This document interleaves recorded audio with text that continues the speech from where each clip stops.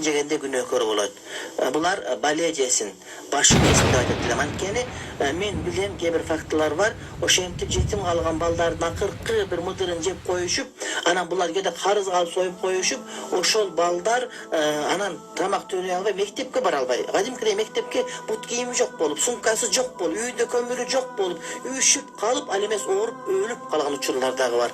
Ошол жегендер өлтүрдү. Айылдагы аксакалдар, тың болгондор, баласы Москвада иштеп буга тыйын жөнөткөндөр, беттери жылтырак болгондор, адам өлгөндө келип, кузгундай олтуруп алып, эмне соёсуң, мал соёсуң, семизирээк сой, намыс бул сен алып келип бер өзүң сен. Алып келип, ошонукун жегиси келет. Буларга айтабыз, балени жегиле, башыңарды жегиле деп айтабыз. Анткени бул кыргызга болгон чыккынчылык, элге болгон чыккынчылык, журтка болгон чыккынчылык. Ушинтип жүрүп тууганы барын өлтүрүшөт. Намыс деп олтуруп туугандарын өлтүрүп алгандар бар. Айыл аксакал болуп төрдөп туруп, кээде молдекелер кошулуп алат. Урматтуу бир туугандар, үчүлүк деген, жетилик деген бул жок, шариатта жок. Эгерде жанагы маркум көмүлүктү жеген тамак бул арам, урматтуу бир туугандар. Өтө этият болушубуз керек. Айрыкча жетимдердин жеген бул таптакыр шариат тыюу салган. Ошол жетимдин акысын жеген. Кур'ани Каримде, пайгамбардын насыяттарында жетимдин акысын жегендиги жөнүндө өтө көп айтылат. Бул тозоктун отун жегенге барабар. Ошондуктан уялыш керек. Урматтуу молдекелер, айткыла, ырыскы Кудайдан, антип маркум өлгөн айрыкча жетим балдардыкын мал сойдуруп жеген таптакыр бул туура эмес. Кайра жардам берүүнүн ордуна